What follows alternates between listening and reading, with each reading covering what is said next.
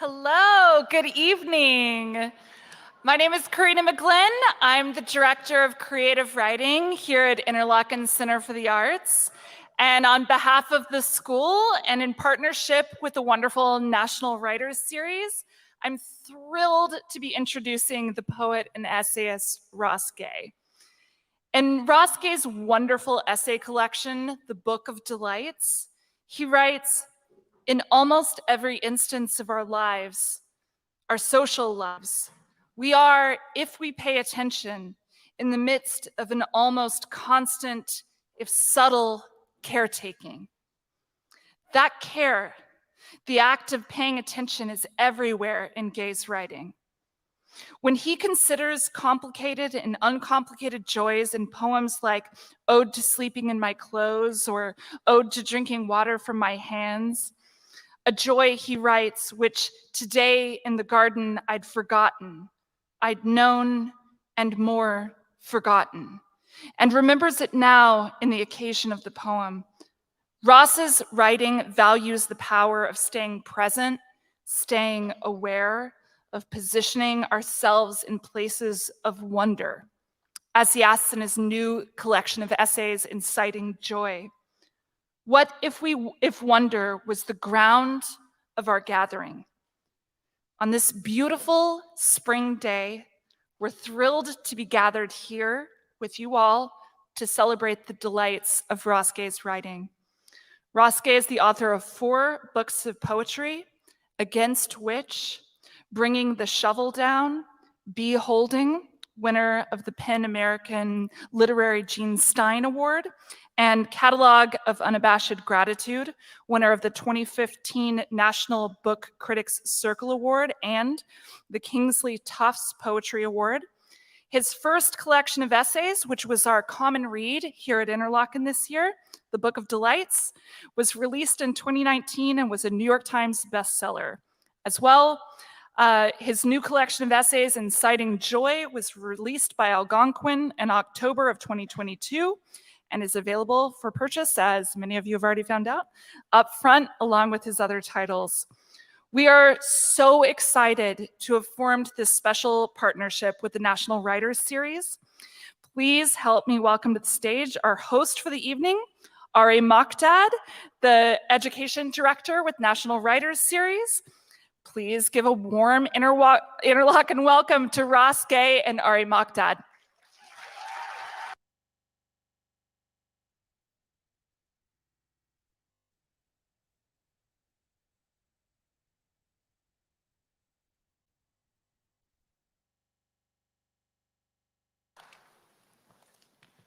Good evening. Hello. Woo, well done. It's spring. I'm so excited for spring. It brings me so much joy to see the sun, the bees coming back out again. And I'm really excited, Ross, to be here with you tonight. Same. Yeah, thank you for doing it. So what we're going to do is I'm going to read a little bit and then we're going to dive into a conversation. And then you all can ask questions too eventually. So this is a book called Inciting Joy. I kind of describe a little bit. I'm going to read the introduction, I decided. And you'll kind of get what I'm trying to get at. And this is called, all the essays are called incitements. This is called the first incitement. I've had the good fortune in the past several years, since shortly after the publication of my 3rd book of poems, Catalog of Unabashed Gratitude, and probably again with my book of essays, The Book of Delights, to have had numerous and sustained conversations about joy. These conversations might begin during question and answer sessions, in interviews, or even in the book signing line. I'll never forget a woman at a reading in a public library in April of 2016 in Claremont, California, one of those weird, beautifully ugly 60s California buildings. It was a rancher of a library, maybe with some faux stone on the front, maybe white brick. I suspect she was in her late 60s or early 70s. And as she asked me to inscribe catalog, she was crying, just a little bit, not very able to talk. And she asked quietly, and she said quietly, wiping her face, "I didn't know you could write about joy." Or another time, this one from an undergrad at a reading I was giving, who about midway through a Q&A said something along the lines of, "I've always been told that you can't write about joy because it's not serious." And a professor at another school asked, as much for the benefit of his students as it was a challenge, though that might be giving him the benefit of the doubt, which I'm practicing doing more of. When all this is going on, he held his hands up as though to imply war, famine, people all over the world in cages or concentration camps, some of them children, disease, sorrow immense and imperturbable, it only getting worse and worse and worse. Dude had big hands. Why would you write about joy? The implication, of course, is that joy does not have anything to do with everything in that guy's big hands, or even that joy is the opposite of what's in there, which I guess is a reasonable notion given how joy is often imagined to be the result of organizing our closets and bookshelves, or getting the new Tesla, or winning the big game, or acing the test, or getting a promotion, or getting our dishes sparkling clean. Given that joy is often imagined as the result of some accomplishment or acquisition, something nice you get out there and do, something nice you go get yourself. Joy, the thinking goes, is that room at the top of a flight of stairs that, upon entering, washes you with clean air and glad music and comfy furniture and gentle warmth emanating from the white pine floors, suffused with light pouring in from the enormous windows with a sweet window seat where you can read a happy book. Sounds nice. The joy room, the thinking goes, is snug with every good and nice and cozy thing. Oh, too, this is very important. This sanctuary of joy has a very strong lock. Think Tom and Jerry, 10 or 15 latches and deadbolts and chains and all the rest. For when heartbreak, which it should be noted, usually lives in the filthy back corner of the back room of the basement, where the stone walls are always wet and flickering with roaches and the drain with the furry green stuff crawling from it never all the way screws down, gets loose and comes sniffing around the keyhole, throttling the door, trying to get in. Perhaps in the form of your father dead, or your mother despondent, or your cousin who shot herself in the chest, or your buddy stabbed to death, or your dutiful and troubled mind, or the most beautiful ball player you ever coached at last let off the machine, or your child who won't forgive you, or you can't get your medicine, or your beloved doggy's cough won't stop, or the forest you love has been logged, or the school shut down, or they poisoned the water again, or they put a highway through again, or another species gone, or it's raining in Greenland, or. You get my point. It is a kid's fantasy by which we grown-ups seem as seduced as plenty of kids to imagine any emotion discrete from any other. But it strikes me as a particularly dangerous fantasy, by which I also mean it is sad, so goddamn sad, that because we often think of joy as meaning without pain or without sorrow, which, to reiterate, our consumer culture has us believing is a state of being we could buy, not only is it sometimes considered unserious or frivolous to talk about joy, i.e. there's so much pain in the world, but this definition also suggests that someone might be able to live without, or maybe a more accurate phrase is free of, heartbreak or sorrow, which I'm pretty sure you only get to do if you have no relationships, love nothing, are a sociopath, and maybe if you're enlightened. I don't know about you, but I checked none of these boxes. But what happens if joy is not separate from pain? What if joy and pain are fundamentally tangled up with one another? Or even more to the point, what if joy is not only entangled with pain or suffering or sorrow, but is also what emerges from how we care for each other through those things?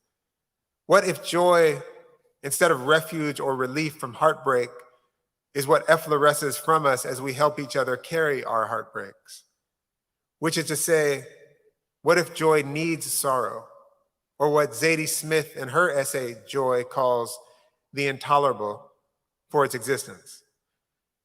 If it sounds like I'm advocating for sorrow, nope. Besides, sorrow, unlike joy apparently, doesn't need an advocate. given as, to quote the visionary blind man Pozzo and Samuel Beckett's play, Waiting for Godot, were born, quote, astride a grave, i.e., we and everyone and everything we love will one day, maybe today, die. I think sorrow is going to be just fine.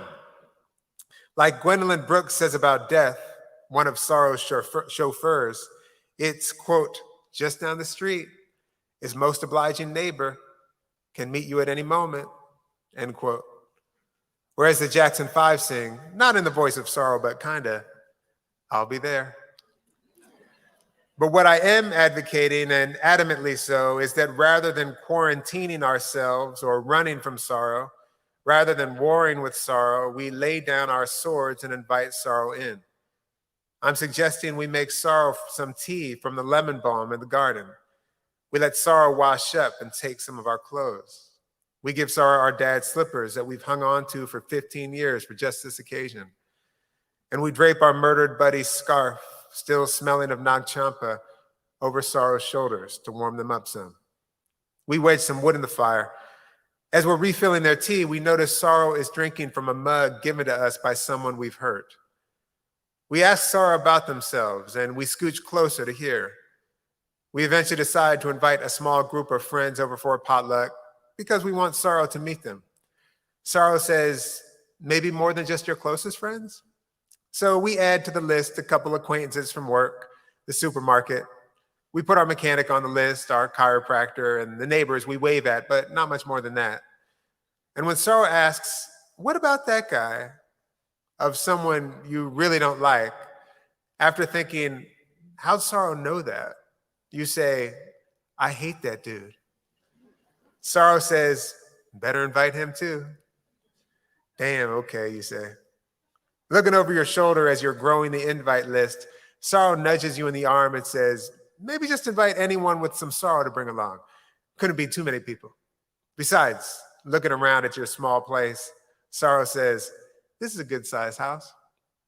So we open it up, bring a dish and bring your sorrows. We prepare a few staples with which sorrow helps. A keen eye sorrow has for the tenderest leaves of dandelion and the volunteer mustards frilling the edge of the compost pile. Easy, too, your sorrow with kneading and shaping up the sourdough. Your sorrow even roots around in the antique cabinet you never look in anymore for how bad it hurts and pulls out your mother's handmade placemats, quilted and embroidered with everyone's initials. Let's use these, sorrow says, clapping them together to get the dust out.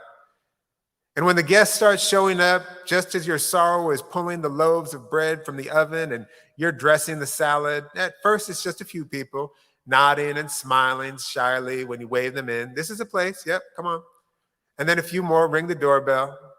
And then they start coming in twos and threes and squads and families. So you just keep the door open, front and back. Come on in, because they are coming in droves, walking up the hill toward the house on the north and coming through the woods from the south.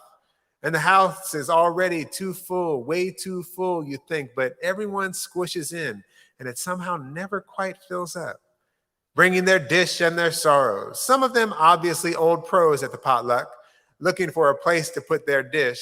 These ones even bring their own plate and utensils with an index card with the ingredients, if it has nuts or gluten or dairy. And some guests with just a box of cookies or a bag of chips or a 2-liter they got at Kroger on the way over. And some, of course, they forget their goodies, but at this potluck, no one forgets their sorrows, which they introduce to each other. You can just barely hear it over how loud it is. I'd like you to meet my sorrow, we holler to each other, dipping our flatbread into the hummus, or eating the kimchi with our fingers because the forks are long gone. Good to meet you, we shout, smiling and nodding at the sorrow, who also smiles and nods and half shrugs and raises their eyebrows. This is mine, we yell, pulling the spoon from the doll we're eating to point at our sorrow, who takes a bite of the lentils and laughs. Well done, sorrow. Everyone jostles that sorrow, and he leans up against who he came with. And around those oatmeal raisin chocolate chip cookies gathers a gaggle of guests and their sorrows, giggling and pretending to fight over the last cookie before one of the sorrows breaks it into 10 pieces, and they all take their bite from sorrow's hand, moaning like a choir. It goes on like this, growing louder and more raucous and ramshackle, this potluck of sorrows. A lamp gets knocked off the table. A jade plant topples from the mantle, its clay pot splintering into shards that a few people promptly set about cleaning up, then getting the plant repotted. The dog gets stepped on and the cat steering clear, looking in from the beech tree out front. It's not long before someone breaks out the cards in the kitchen, and a few other people rummage the fridge and pantry, wanting to try to make those delicious oatmeal cookies. A few people in their sorrows run out to the garden to grab some cabbages and carrots and give an impromptu sauerkraut workshop. There are some kids playing wall ball in the kitchen, marking up the plaster. And when two of them stumble into each other and knock heads, and then they start shoving and then throwing punches, an old woman and her sorrow jump between them and shout out, "Where the hell are your sorrows?" The kids point with their chins over to the tarot table, and the old woman marches over there, grabs their sorrows by the elbows and shoves them toward the kids, and they seem to work it out. There was a crew with their sorrows by the stove watching the chai and singing Jodeci's cover of Stevie Wonder's Lately in perfect 4-part harmony, which the dog joins in on. I think I hear it right that a squad with their sorrows standing outside the bathroom is going to make a scooter gang, and a flock of folks with their sorrows a coven. A newfangled poultice posse is macerating plantain and comfrey from out back with the mortar and pestle. Some elders and youngers are sitting with their sorrows in a circle, crafting kites out of the obituary pages of the newspaper. And another group is sitting on the ground in front of the wood stove, which stays stocked and burning. And they're doing that levitation trick where everyone puts a finger or two under the person. You remember that? Me and my sorrow elbow each other and are like, "Yo, check this out." And no way, because dude isn't small. Like, dude's really not small. And neither is his sorrow, who is sitting cross-legged on dude's chest. And don't you know, they lift him and his sorrow like they are just about nothing. And dude's face, which looks kind of somber at first with his eyes closed, just slides into a big surprised smile. And his eyes pop wide open. And after he gasps, he actually cackles up there. I mean, he cackles so hard he cries. Then they kind of drop him and catch him, and they're all laughing and crying, and the thud skips the record back to the beginning of Sly Stone's Family Affair, and the dancing, which has been intermittent, just blasts off. All of us in our sorrows, sweaty, stomping and shaking, tearing it up, the pictures falling off the walls, the books from the shelves, some logs ablaze, even spilling from the stove, riotous this care, this carrying, this incitement, this joy. I'll stop there.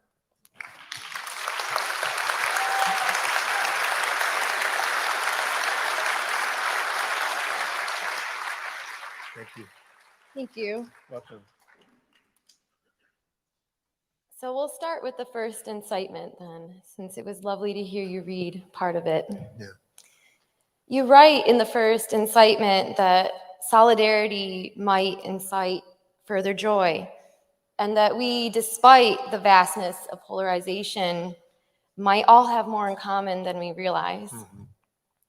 And throughout the book, really, you write a lot about care.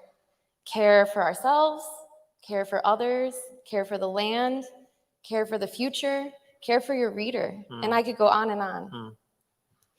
Can you tell us a little bit about the economy of care?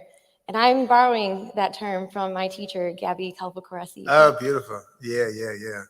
I love that, the economy of care. You know, bless you, there's sort of like there's this thing, it's sort of this beautiful thing that I think we're constantly maybe there are a million ways that we're sort of encouraged out of understanding this, but the fact is that care is a kind of contagion, you know, and to talk about it economically, it's sort of like there's an abundance and an undepletable sort of cash, C-A-C-H-E, but it's also like cash, of care. And the thing, and this is an interesting thing to kind of come, you know, to bring it back to me, to this, the Book of Delights, you know, this thing that I've been noticing as I've been going around reading again lately, is a lot of people telling me, I've been, after reading your book, I've been writing my own delights, doing my own little delight project. It's awesome. So one is just to say that, oh, well, that's cool. That seems like it's a little bit of a contagion. And I'm always trying to remember to point out that just like they're sort of saying, thank you for giving me this thing. And I try to remember to say, and all those delights were given to me. And they also say so often that when they're doing them, other people join in. Other people want to kind of like do the same thing. So this is very interesting thing about these aspects of our lives that are sort of like, there's the kind of like possibility of exponentiality in them. And I feel like care is one of these things. Like an economy of care is something in which I'm going to say the negative first as a way to sort of postulate the positive. If we don't operate as though there's a destitution or a deprivation of care, again, which I think we're largely encouraged to do. And I'm going to veer off again. I shouldn't, but I'm going to. One of the things it feels to me that some aspects of authority, and we can go off on that for a while. Authority in some way requires that we forget that we are in fact the primary administrators of each other's care. And so we rely on authority to care for us. It seems to me, I've been thinking that, I've been noticing that more and more. The older I get. And the more I'm sort of like, I'm feeling like believing in relying on you for my care. I believe in that. And I feel like there's actually that wisdom, that understanding, which is deep and long-standing, is actually a threat. It's a profound threat to authority. It's a profound threat to authority once we start to be like, oh, actually, you're not the administrator of care. You're the withholders of care. And we are the ones who administer care to one another. Anyway, I do feel like once we realize that we are the administrators of care, and one of the things that I'm trying to do in that book is to point it out, and also listen to other people tell me, like, oh yeah, you got to look at this, you got to think about that. Then you do realize that when you talk about an economy of care, it's precisely a kind of gift economy. It's an economy that when you give it away, and I'm citing in my mind Robin Wall Kimmerer, I'm citing in my mind Lewis Hyde. When you give it away, the act of giving away grows it in you. When you give care away, care grows in you. And it also probably seeds the ground for more care to kind of come to you. Absolutely. And I think care also builds resilience. Yeah. And in many ways, gratitude too. Mm-hmm. And I think a big chunk of the last part of the book really focuses on gratitude. Yeah. How do you feel that gratitude has informed your joy? Those are it's like gratitude, joy, and love. They're like this triumvirate or something. And I can't quite discern how it would take a little while. I should probably do this at some point since I have a book called Catalog of Unabashed Gratitude and a book called Inciting Joy. Perhaps. But those things feel very overlapped. And gratitude, it feels to me like, like joy. Joy feels to me like maybe like a definition that I feel lately is a very apt one, is the feeling that comes to us, or the feeling that we enter, or the gathered feeling that we join when we practice entanglement. Entanglement, we're always entangled with one another. You can't get out of it. That's just what it is. But what happens when we practice the entanglement? We join the entanglement. We enter it. That feels to me like joy. And in some way, I feel like gratitude is another kind of acknowledgement of the entanglement. Gratitude, like a deep gratitude practice, the ones that sort of I feel like I'm writing about and wondering about, are the gratitude practices that are, that are sort of like in a fundamental way that there are people who have made our lives possible. There are people who are making our lives possible. There are trees that are making our lives possible. There are all these things in our microbiome. I don't know what the hell they are, but I know they're there, that are making our lives possible. Constant. Again, it's this sort of constant thing of care that gratitude is attempting to acknowledge. And it's not acknowledging, and it's part of the acknowledgement and the gravity of the acknowledgement to me is that we know what the absence of care is too, you know? So maybe that's how I would think about it. Okay. Yeah. Thank you for that. Yeah. Yeah. So I'm going to get a little bit deeper then. Yeah. So practicing joy in our daily, ordinary lives can sometimes be really difficult with everything going on. I mean, the news is hard to watch these days. But then you have this book that recenters us on the smallest, most beautiful things, the garden, the orchard, the table, the basketball court, the things that bring joy to our everyday lives. Yeah. How can we practice that same kind of joyful resistance in our ordinary lives?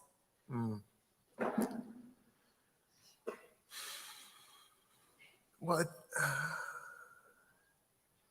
I'm not sure. I mean, I do feel like it's useful to me to recognize the places in my life that are not special, that are not like I'm going to the joy factory, but that are really like I'm gonna go play ball, you know. And I might not even be thinking about joy, but I know that I'm gonna drop into this set of practices that are all about caring for one another so that this game can proceed, you know.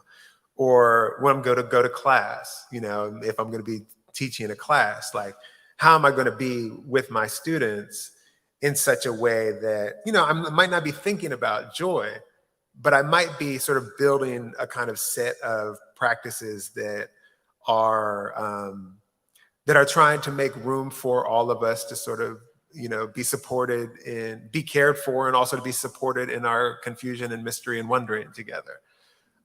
So I wonder if that's actually a big part of it. Like, oh, there are all of these sites, actually, these sites where all of this sort of constituent material, you know, whatever, for joy exists, but we often don't recognize it. You know, we often don't recognize how often we're in these sort of matrices of care.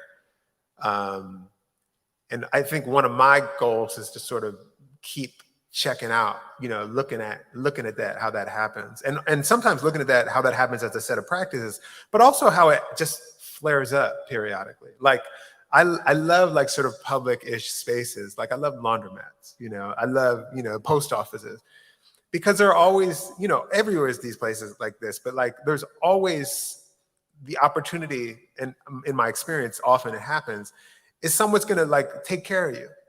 Someone's gonna like hook you up in some way, you know. They're gonna like, you know, if you need like a laundry sheet or something, or if someone like, you know, someone took your clothes, you know, they're gonna be like, oh, okay, I remember who they must have taken your clothes. Your clothes are really not gonna fit them, you know, like, you know, like that kind of stuff it happens all the time. You know, we're always in the midst of that kind of stuff. So, you know, in a way, it's kind of like an attention practice. But it also feels like it feels like an attention practice, but it feels like this study. Like we gotta learn how to study where the care is actually sort of fomenting, you know? Yeah. Speaking of practice, I'm kind of curious about what habits or rituals you have when you come to practice writing, or when you come to sit down and write. Yeah. Let me just say something first about how great the students are here. Yeah.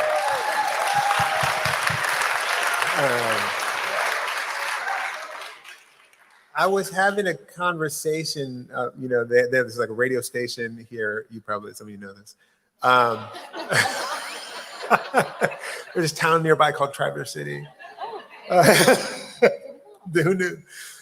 And this kid, I forget who asked the question, but this person said, they said, you know, because since something, you talk about joy as a method.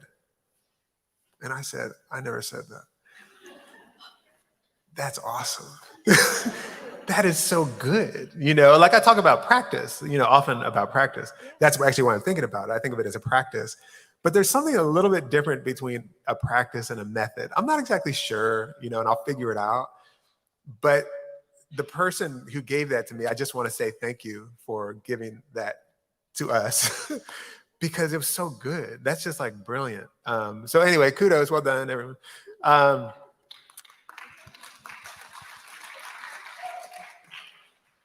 forgot your question. That's okay. That's all right. I asked about what habits or rituals you have when you come to your practice of writing. Oh, yeah. I don't have like too many rituals to writing stuff. I'm not too ritualistic.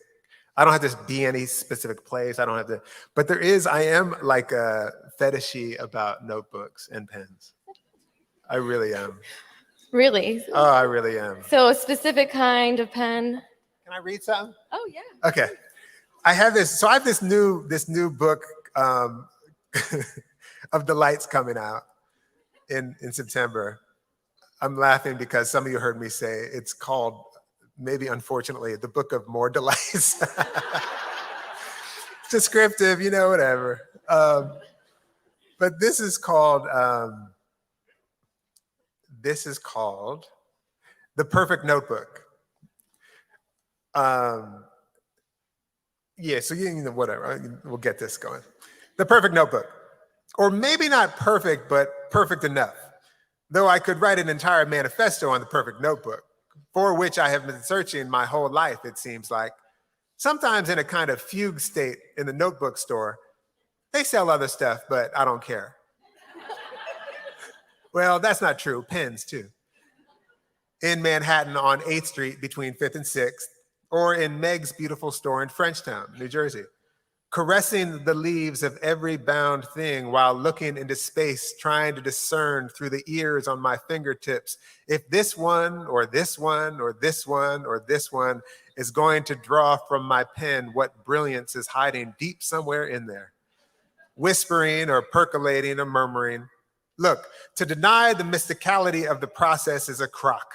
I mean, seriously, I actually think sometimes it's the notebook, or more precisely, the soiree between the notebook and the pen, the tooth of the paper and the viscosity of the ink, let alone the inherent spiritual endowments of each, that who makes the poem, the essay, the dream come forth on the page on account of the page. You see what I'm saying? It's a lot of pressure to put on a notebook. I'm thinking today about the notebook I'm writing these delights in, whose paper is a touch too slick, lacking tooth, and whose dimensions a bit too large, lacking pocketability, and rules a bit too square, it's graph paper, because it's actually a grade book, or better yet, a, all caps, grade book, as it says in red ink, stolen from my place of employ, which I think I will continue to do for this whole year. Liberate is the better word.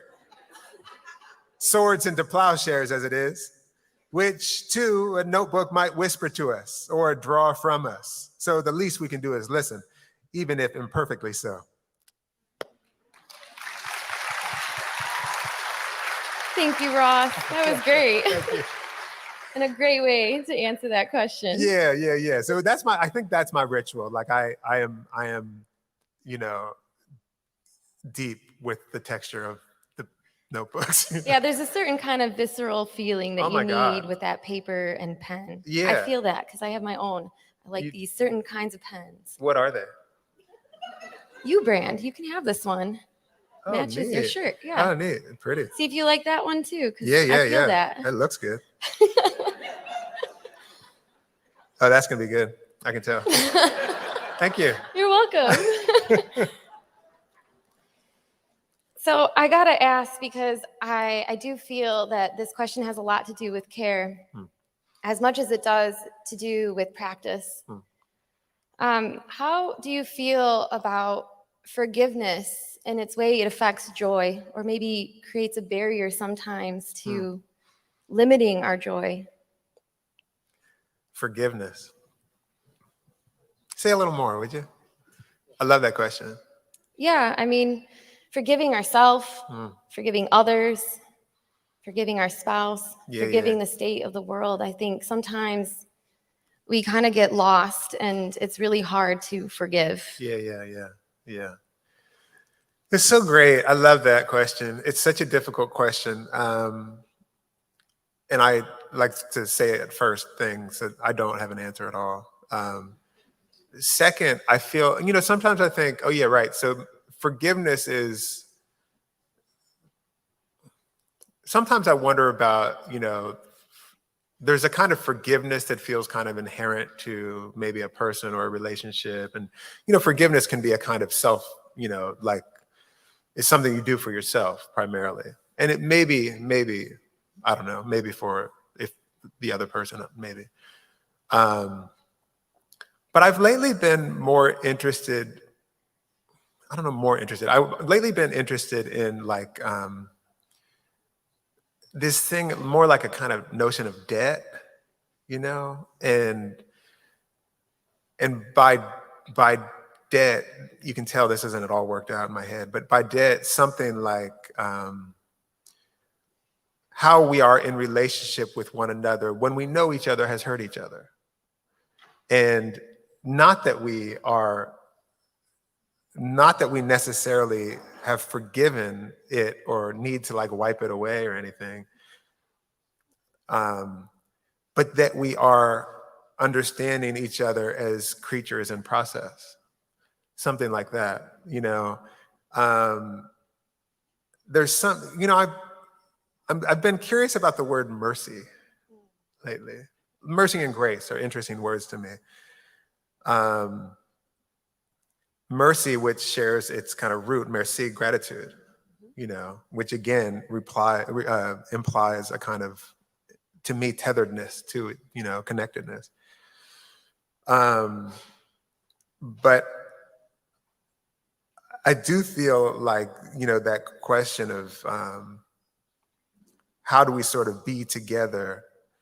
How do we be together knowing that we've caused harm, that's a sort of like being in relationship, like one of the qualities of being in a relationship is that probably you're going to cause harm.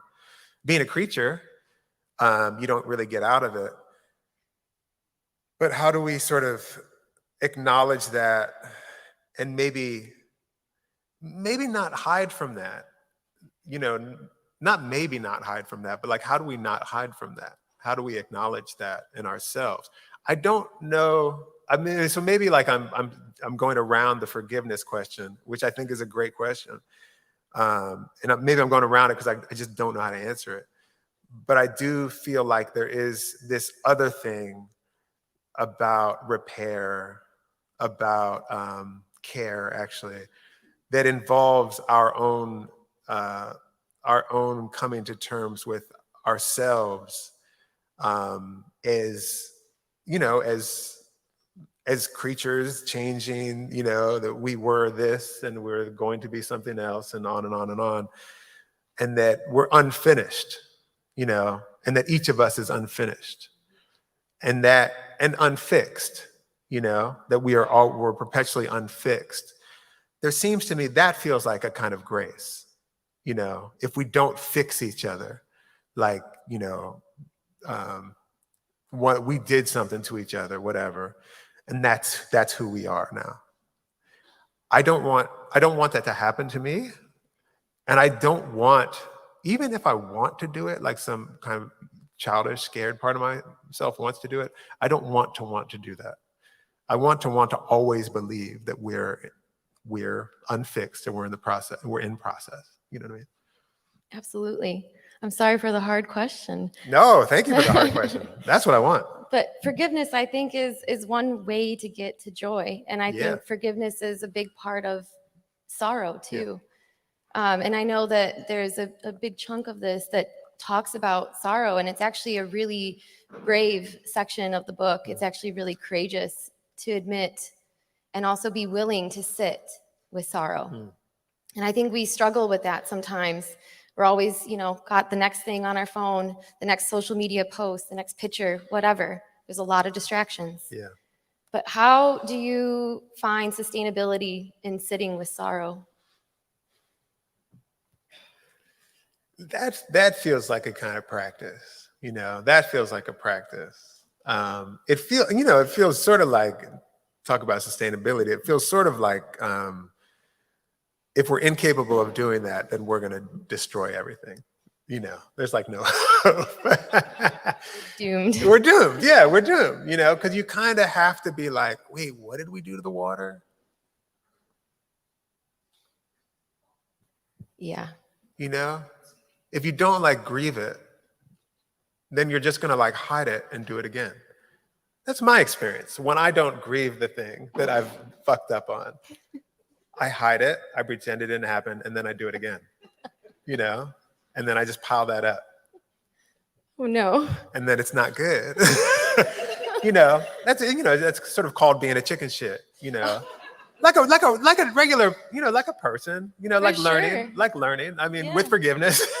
With forgiveness. Yeah. But like learning that, oh, right, we can like really do profound wreckage if we don't grieve, all kinds of things. And I don't even mean like grieve, like our sort of, just to sort of, to grieve, that our beloveds are dying, or to grieve that, there's enough to grieve. But it seems to me without the grieving, one of the things that we refuse to grieve, it seems to me, is to refuse being connected. To refuse grief is to refuse connection. And grief is one of the many ways that we are really, it's the evidence of our being moved. When we're moved, it means we're impermeable. It means that we're permeable. It means that we're affectable. It means that we are not discrete. It means that you are actually me in ways, If something happens to you and I grieve, there's something that boundary that we've imagined so often between us, I guess it's not as true as I thought it was, The veil lifts. Yeah, and it's terrifying. It's terrifying, I think for different of us for different reasons, but I think to sort of really be steady in practicing and witnessing and attending to and honoring our connectedness means you're going to be grieving, It also probably means you might be dancing, Like those things feel to me very much, we get moved by each other. It's not only we're moved to cry, we're also moved to move, I love that you brought up dancing. Yeah. I also Yes. love dancing.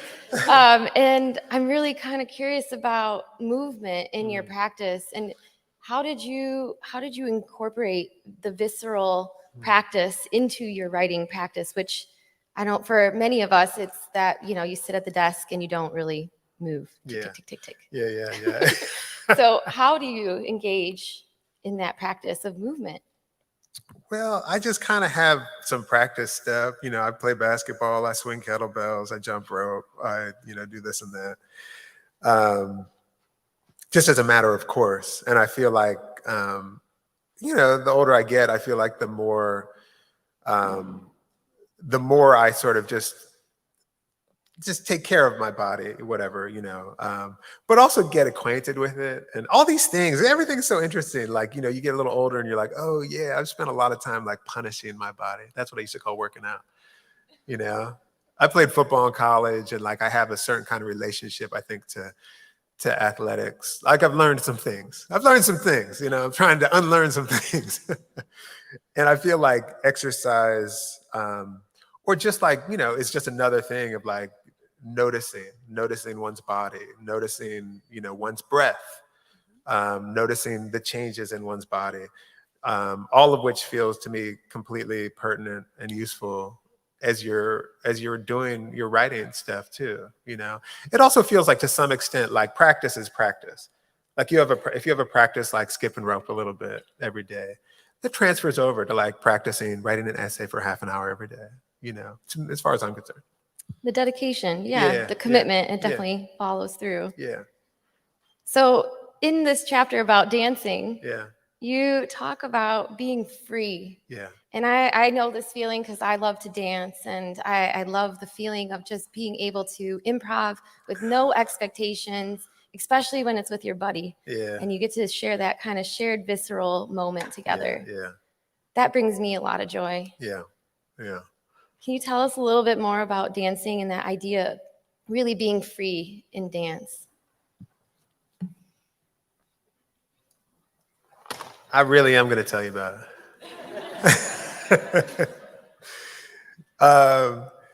This is the shortest essay in the book. It's really short. Promise. And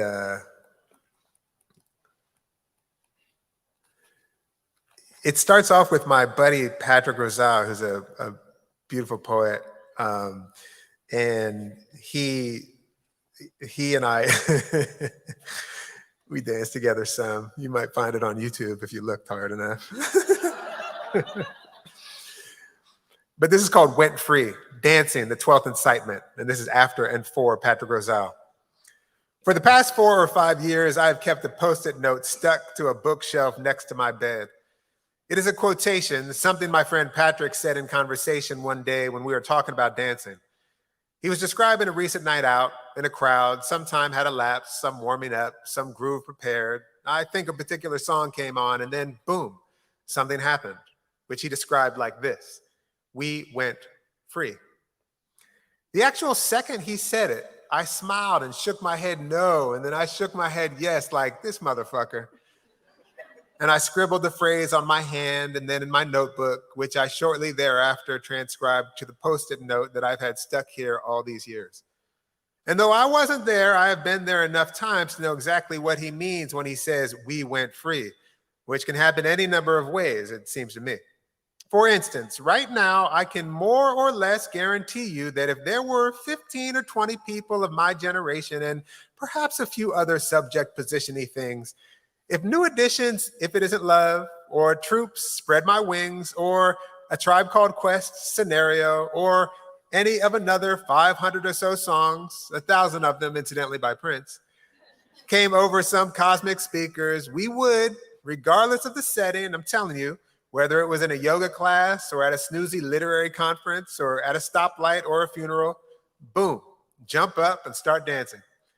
Good chance someone, this is one of Pat's callings, or several someones, when the song announced itself, as those songs do, would yell some diphthongy vowel to gather us up like, oh!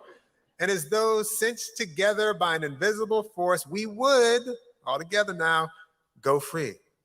Not only, but often its music pulls us out of our chairs like that, makes us push back from the table and say, damn, like that, or makes us circle up like that, or make a line like that, or become a pit like that. I have often gone free in a fishbone mosh pit.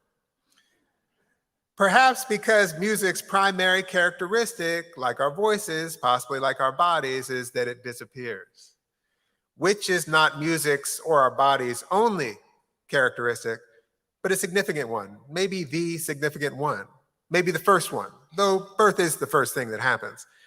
It's back to waiting for Godot again, born astride a grave, here 1 second, gone the next. That's rhythm, by the way. The breaks in the silence, the breaks in the rest, the break from the grave. And no wonder it draws us up together to shake our asses or whatever on us shakes, remade kin by the break, remade kin by what blooms us from the grave. It ain't nothing that dancing is sometimes called getting down. It ain't nothing that some of our best dancers, our downest dancers, are also our oldest. And like Lorca reminds us, when they dance with the ants nipping at their heels, the roses throw their petals into luminous carpets to our graves. In the midst of all this, you might be wondering, free from what? And rightfully so. For freedom, as it is conceived almost always, as far as I know, involves a disentangling or unburdening, free to be me, etc. National myths, Independence Days, for instance, often involve freeing oneself from the oppressive this or that. Never mind that the emancipated nation often becomes the oppressive this or that. Personal stories of freedom are likewise often about getting out from something's control. It's my prerogative, I can do what I want to do, etc. Handing back their keys or climbing out of a window or getting tenure or quitting or growing your own garden, whatever the case may be. Spiritual freedom sometimes implies liberation from the brambles of the material realm or from death or from the confines and burdens of the decaying body, though here it gets hazy, given as the spirit can snatch you up to your feet, can take you over precisely the way it would happen. I'm telling you, if the first few notes of Lauryn Hill's cover of Roberta Flack's Killing Me Softly with his song came over the cosmic speakers, or Jill Scott's Golden, or the first couple bars of Every Little Step, or either of the Joy and Pains, we would be snatched up to our feet. Yes, passive voice, thank you very much. It would be like that time I was in the waning hours of a dance party in a living room of a straw bale house with a bunch of black farmers at Soulfire Farm, and the first few notes of Kendrick Lamar's All Right came on, and my God, we went free. People threw their drinks down and sprinted close enough to each other that each other got murky. We became amoebic, hivish, murmurative. Our breath and sweat commingled. And that woman from Germantown froze at that part of the song where Kendrick freezes. And I thought, again, God damn, we're beautiful. 10 minutes later, breathing hard, we were out under a full moon. Whitney Houston was covering Dolly, I Will Always Love You. And we made like trees reaching into the air by reaching through the ground toward each other, by which I mean, at least for some hours, we got free. All of which is to say, as I think I understand it, though for sure the free going Pat was talking about could be cracking the shackles of anything that keeps us from dancing hard together, we went implies that the getting there, the escape or flight is always together. There is no freedom despite all that pervasive, ubiquitous, bogus, me against the world, self-made, bootstrap baloney, absent we. Not some pipsqueak we either. The we born astride a grave, which is everyone with whom we belong when we dance like this, sweaty and funky and groany. And if your knee hurts or your back or your hip hurts, if the wheel of your chair squeaks or you can't see or your heart is broken in two, me too, let's let it be ours again. Oh! It means let's get up now. It means this is how we get down.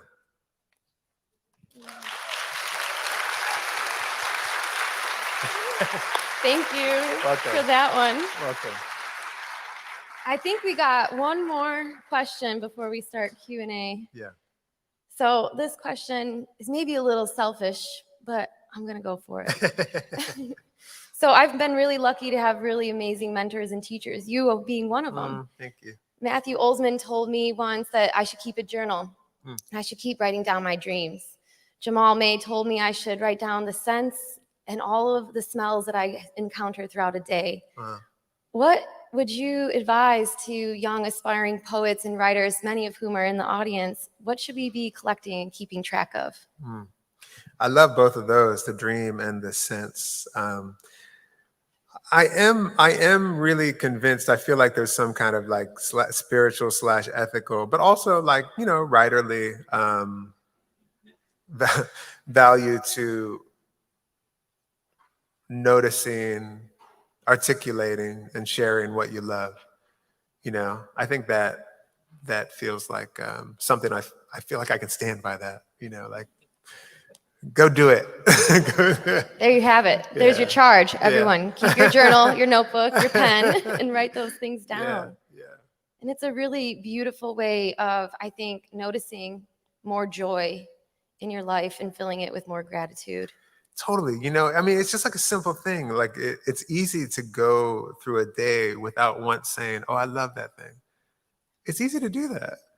And then it's also not that hard to be like, you know, sometimes it's hard, which is why it's nice when we can help each other. But it can sometimes not be that hard also to be like, yo, I love that. I love that. I love those flowers. I love that those flowers maybe match a little bit with your dress. I love that we're having this conversation after like 8 years of not seeing each other. I love that there's an audience here. I love that people seem to be listening. I love, you know, the sound of leaves, the oak leaves blowing through. I love, you know, the white caps. I love that it's not snowing yet. You know? Oh God, no more snow, please. But I think we got to start the Q&A here. Yeah.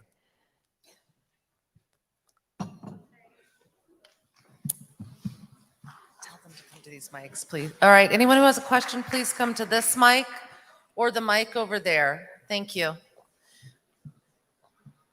Thank you. And keep in mind, we are live streaming this event to an audience that is not here. So ask your questions, please, into the microphone so they can hear them. Thank you. Hi, I'm Mia. I'm a student at Interlochen. Your work to me seems to be so grounded in attention. And my question is, we live in an attention economy where to have an audience with whom to share our art, to get, funding and recognition, it can feel as though we have to harness every attention-grabbing tool at our disposal, Instagram, TikTok, YouTube, email lists, monthly newsletters, to occupy some small space in the consciousness of our audience. And so I guess my question is, how have you pursued your success without feeling as though you're playing into the system that is in many ways antithetical to everything art stands for, stillness and connection? Or maybe you have, I don't know. That's my question. The fact that you're asking that question, I feel so hopeful. It's funny because I feel like I, in a certain kind of way, I feel like I came just a little bit late enough to be a little bit like not quite as subject to that or something. My partner is also quick to tell me when I'm like not doing some stuff that someone is doing it for me. So I want to acknowledge that. I also want to say that it's hard to believe, but I'm going to wander around this answer a little bit. One thing that I'm 48, and so my first book came out in 2006, and I probably started like giving readings in, like 2003 a lot, anytime I could, maybe more like 2000. Anytime someone would ask me to give a reading, it'd be like behind the garage, to the grill. I would do it, and there was like a group of us, like, I feel like Karina might have been the same way. Like there's like it feels like a generational thing almost, like where you just hustled and you practiced and you gave as many readings as you possibly could, and whoever asked, and you like just did it. And in a way it was sort of like, I wonder sometimes, I'm like, oh, that was a little bit the equivalent of some of the social media stuff, There was this other thing, which was just like, doing the work in my, what I think of as part of my work. So that's a bracket of like sort of my experience.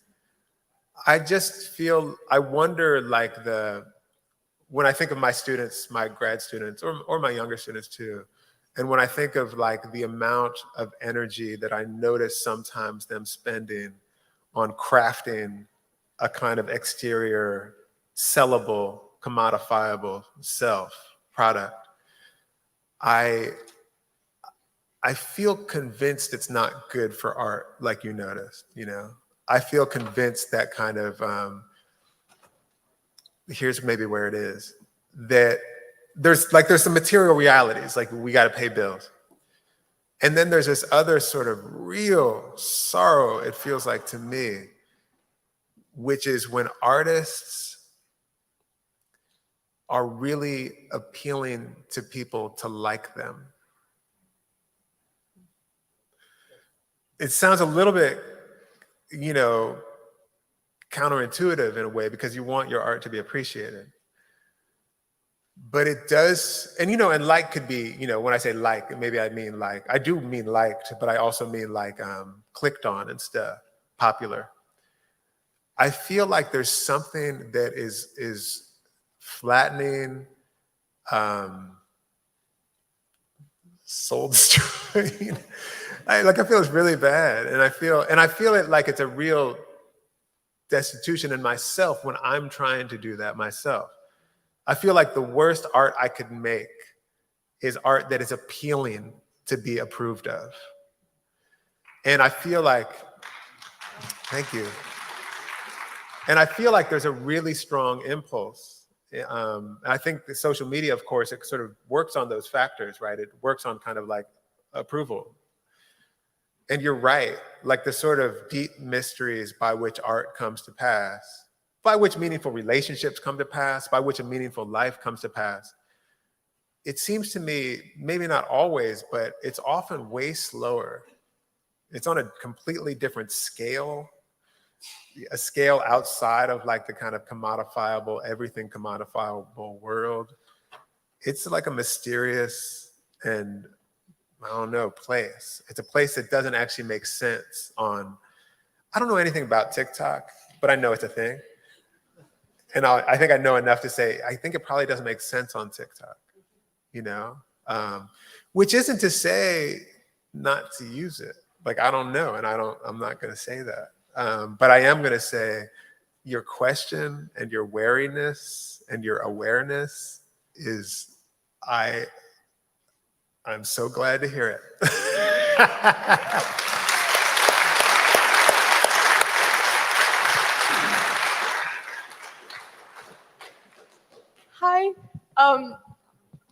Hi. My name is Jillian, and I was wondering a bit more about your work with Bon Iver and your sort of soundscape poems that you have created. Or I was wondering if you could tell us a bit more about what it was like to sort of create that. Yeah, so there's this amazing collaboration. And one of the songs is with Bon Iver, and I'm going to tell you how it happened. Someone who works at this company called Jaguar, which is under the Secretly Canadian label, he works just around the corner from where my little studio is. And I'm pretty sure this is how it went. He knocked on the door and he was like, yo, we're having like, it's the 25th anniversary of Jaguar. You want to do a little thing? And I was like, yeah, sure, let's do a thing. And then along the way, he said, okay, so maybe we'll like record some of your poems and then we'll put some music to them. And then we met one more time. He said, I think Bon Iver said he'll put you in something. He has like a 15-minute song that might work for Catalog. And I was like, oh, great, awesome. I went and I recorded the poems. I had no idea. I just was like, yeah, whatever, let's do it. I just went and recorded the things and immediately I just kind of one-taked them. And then I heard this record that they were putting together and it's fucking beautiful. And I had no idea. So I kind of had no idea. That's what I had. I had nothing to do with it. I just read these poems into a microphone just like this. And then they did all this magic stuff and like they made this thing. And like the video is beautiful and the artwork is beautiful and all these different musicians. God damn, it's so great. And I didn't have anything to do with it. So yeah, I'm glad you heard it. Yeah. Thank you. It was really good. Awesome. Thank you. Thank you. Thank you. Hi. I have been lucky enough to teach some of your essays and writing workshops for young people. And I've taught the Sanctity of Trains, which is the one that actually got quoted earlier about all of these instances of care. Yeah. And some of the kids get it and they sort of nod and recognize. And some of them are really eager to come up with counterexamples of all of the places where you don't find care. Yeah. And I've struggled in those moments with like how to talk to people, especially young people who feel kind of safe in their cynicism, about how to sort of like, do you have thoughts on how to like gently sort of try to unfold that desire to pay attention to all of the places where they're not seeing care? Well, I think there's so much encouragement to not see it. Like, I think if you turn on the news, my buddy, he like moved he used to look at the New York news and then he moved so that he was seeing the Philly news and he was like, yo, is Philly always on fire? I was like, no. Matter of fact, whenever there's a fire, there's also someone like helping someone out of the fire, et cetera, et cetera, et cetera. So, I mean, I think there's no counter to the fact that like horrible things happen. I don't think that's, and that we can be awful. I don't think that's at all. Doesn't need to be contested, actually. More it's the thing of like, well, we could just spend time witnessing how, you could do kind of an experiment. Not always, but like if you like fell down in the middle of the street,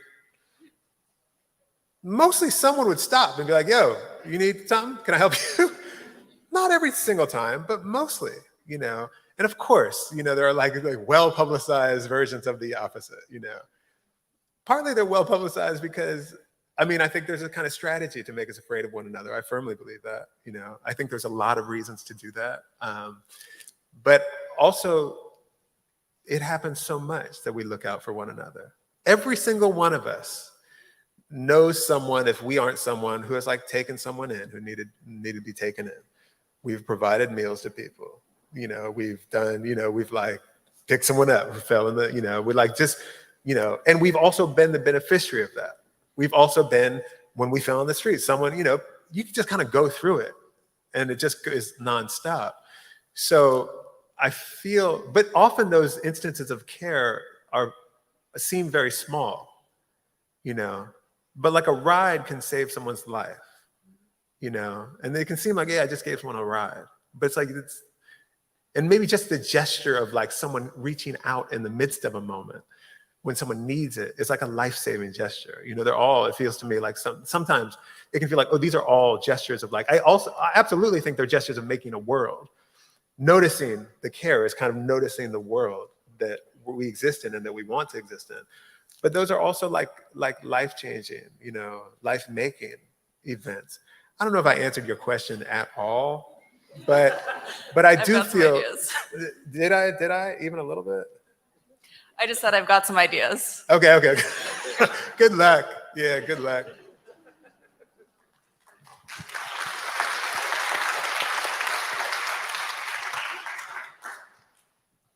Hey there, I'm Dominic. You mentioned grief in how it connects people, and it reminded me of an essay I wrote recently about toxic masculinity. What are your thoughts on that sort of barrier between people on how to properly grieve? Well, to me, it seems like one of the sorrows of a certain kind of manness, I can speak to the way that I was kind of brought up. Is precisely this thing about not being moved. There's only like a very limited way that a certain kind of dude is allowed to be moved, and maybe, one of the terms for that could be, I don't know, whatever, toxic masculinity or something. But that, to me, because grief is an experience of being moved, it is an experience of being like we were saying, like permeable. Like the sort of fantasy of being a self-contained unit, a needless unit, which to me is like the gravest destitution that there is, to imagine that you're that. But that a little bit is like, maybe the American macho dream, I don't know about all the other macho dreams, but, like to be without needs, to be self-sufficient, to be independent, to be all of these things, which you can never be. You're always dependent. You're always in need of care. You're always beholden to, even if you got all the money, you got a spaceship, you got a spaceship, you got like 1 million people working for you that you won't let be in unions. You got everything, Still,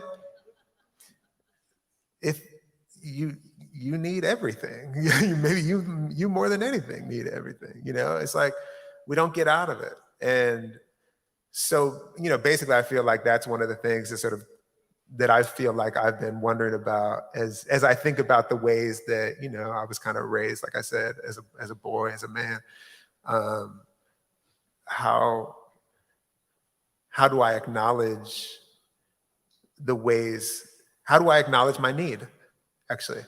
How do I sort of submit to my need? Which again, like part of that practice, it seems to me, is also to be witness to the ways that my need is fulfilled, which is to say also the ways that I'm cared for, That's what I would maybe say to that.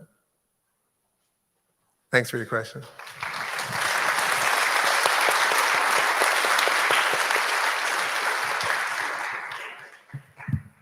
Hi, I'm Tati. I'm a theater student. And something that we talk a lot in theater company is the idea of consumerist theater, and the idea that a lot of stories that might be told about oppressed groups or different people are really, or just art in general, is targeted at audiences that might not actually do anything about it, or that art is just kind of created in a selfish nature. Do you believe that there is unselfish forms of art that could be reached to wider audiences? And if so, do you think that, do you have an idea on how we might actually be able to share that kind of art? So, yeah, great question. I kind of feel like art, making this beautiful stuff, isn't selfish, period. I'm always a little bit like,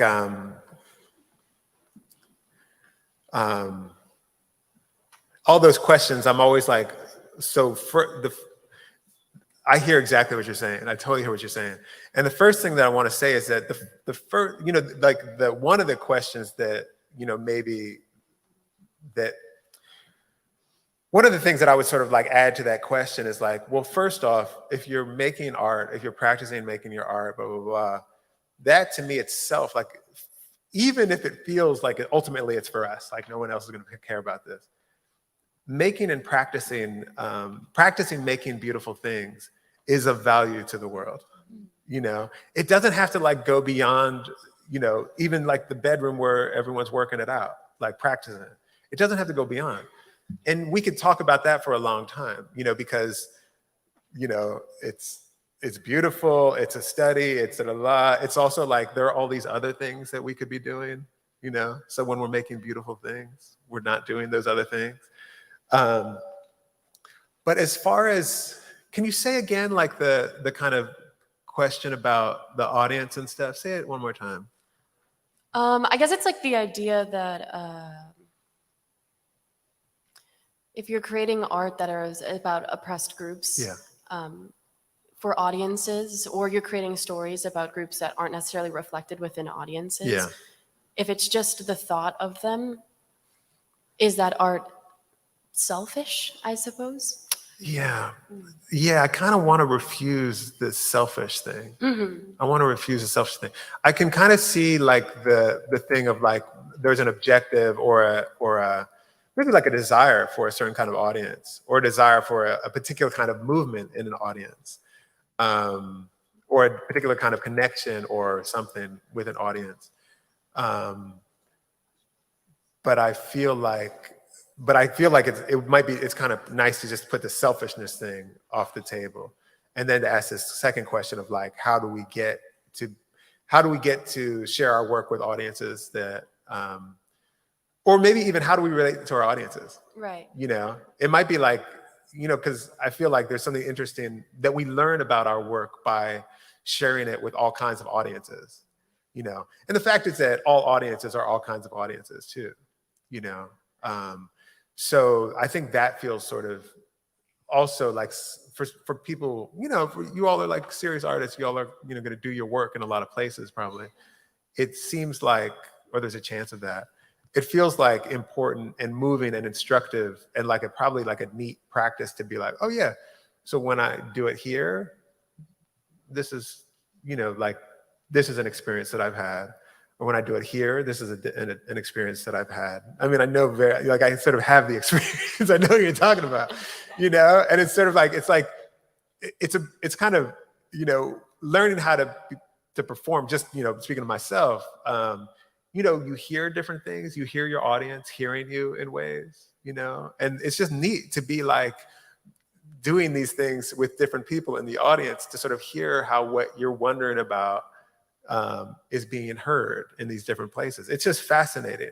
So I think the bottom line is that I'm not giving you like a particularly useful answer, but I do feel like making the work is the first thing. Then the second thing is like, okay, so now you're asking the question about audience. Where do I want to perform? Where do I want to share? And that's a different question, and that's a great question. And it's a question that I suspect will kind of change over time. Thank you. You're welcome. We have time for 3 more questions. So the 3 students standing at the mics, and then that'll be it. I'm a teacher. I know it's hard to believe that I am. Hi, everyone. Thank you for being here, Ross. Welcome. I'm Sage Mitchell. I teach contemporary American literature this semester, so I thought, why not ask a question? One of the ways that I teach my class is by looking at who we might assume, we don't always know, someone's literary ancestors are. So if we look at a text, who might inspire their work, I guess you could say. And I would love to hear from you who you kind of look to as literary ancestors. Great. It was funny in that dancing essay, I was just like sort of, one of the fun things to me about writing and like doing that kind of genealogy is that I'm always, there's like the stuff that I'm sort of overtly referencing or citing in a way. And then there's all this stuff that I'm citing again and again and again, but it's like intimate enough that I don't have to say it. And so like in that dancing essay, you know, my buddy Patrick's all over it, but my friend Auditorium, like I'm riffing on a poem of hers. I feel like there's some of a lot of my immediate family, Patrick Rosal, Auditorium Girmay, John Murillo, Francine Harris, who used to teach here, like a lot of people who are the immediates.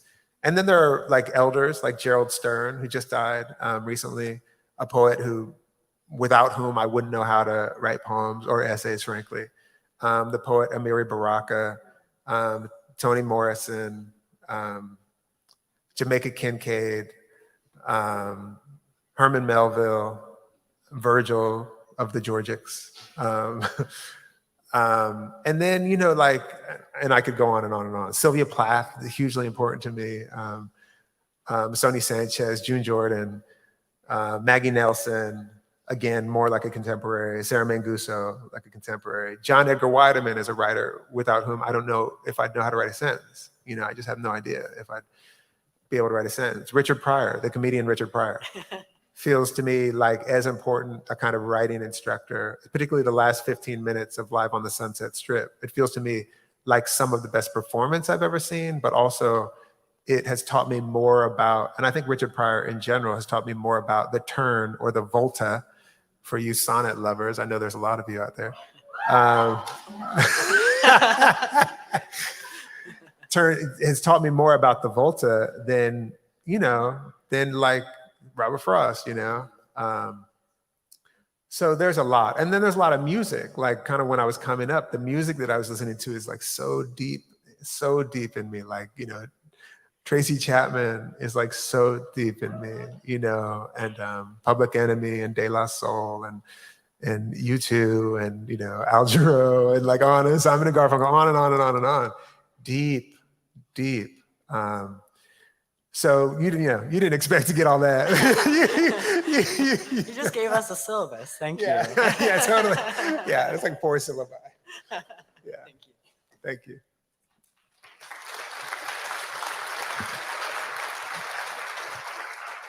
Hi, I'm MK. Earlier in your explanation, you kind of alluded to madness and how you kind of grew up, correct me if I'm wrong, I'm just quoting off memory, but you grew up in a vicinity that didn't allow men to feel as much. And according to my inference, you're eradicating that notion. And I wanted to ask, does that ever show up in your work intently? Like, do you ever try to encourage men to feel, to harness pain, to know, to feel safe in their emotions and, you know, to be liberated of that kind of weight of not feeling? I mean, thank you for that question. I think I do,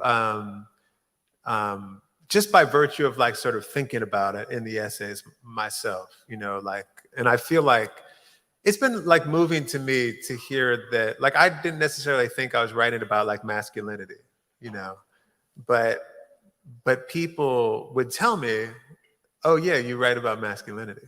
And that was interesting to me. And I think probably if I understand it right, the way that people were talking about it was that I'm writing about or sort of wondering about these alternative modes of masculinity. And then there are times where it's sort of very explicit, where I'm wondering, I'm rarely like someone else. I'm rarely like, if you could do something, I'm wondering about myself, and I'm wondering about the sort of, the sorrow or the pain in my own life that has been wrought by being afraid to feel, being afraid to encounter, say, being sad, just being sad. Which I feel like, or being afraid to be moved in particular ways, which again, you're right. Like, I feel like there were plenty of ways that I was taught that, and at all, like not at all to impugn anyone, to be like, everyone's learning, everyone's trying to learn what they can do. But it's absolutely the case that I grew up in a particular kind of way, in a particular kind of culture, moments of culture, whatever. And I've been interested for a long time how to sort of undo or maybe redo some of that stuff. And a major thing of that is like how to just be able to feel. It's a funny thing to be someone who makes poems, essays, and other stuff that I want to make, and to also be someone who in a certain kind of way has been terrified of being moved, particularly because the objective, I think, of like what a lot of what we do is like to move each other and to be moved, So yeah, and if other people read it and feel also like they want to think hard about like what it means to be a man or whatever, I'm grateful for that. Thank you for that question.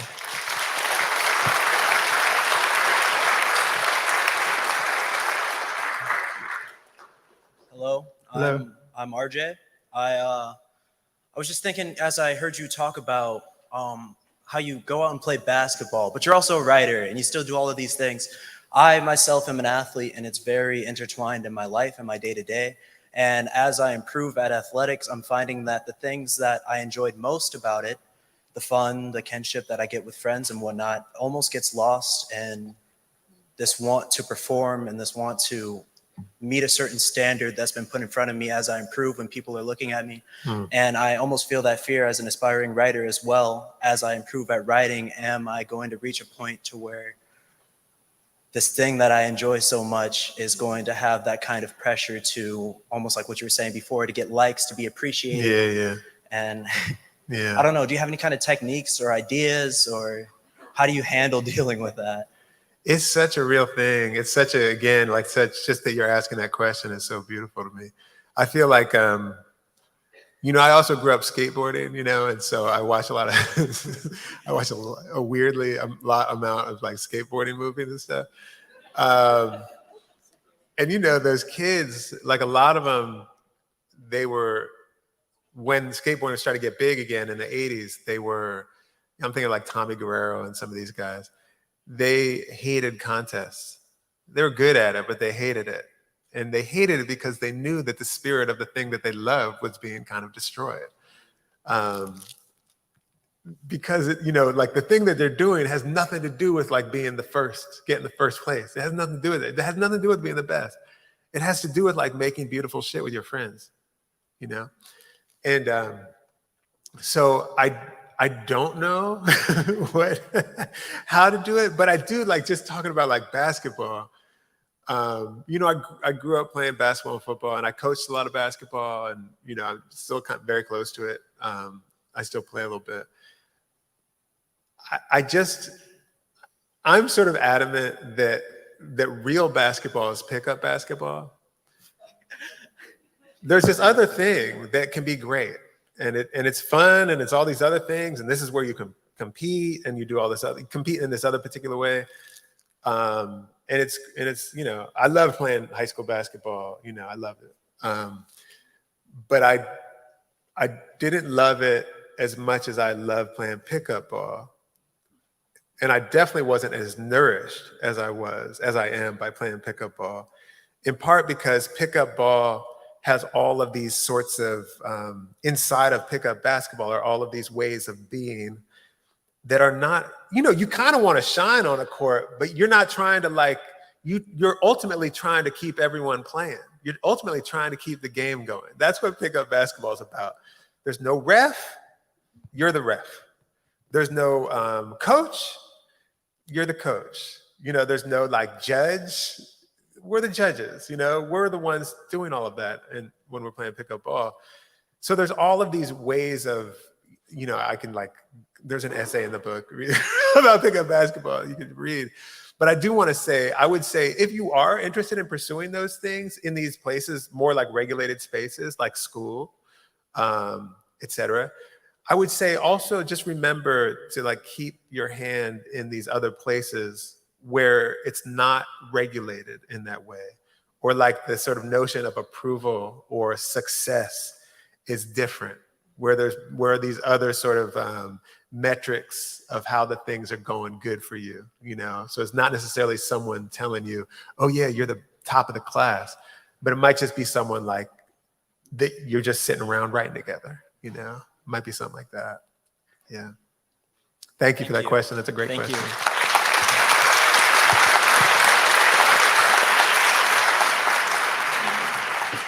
Can we keep that applause going for Ari Muqdad and Roske?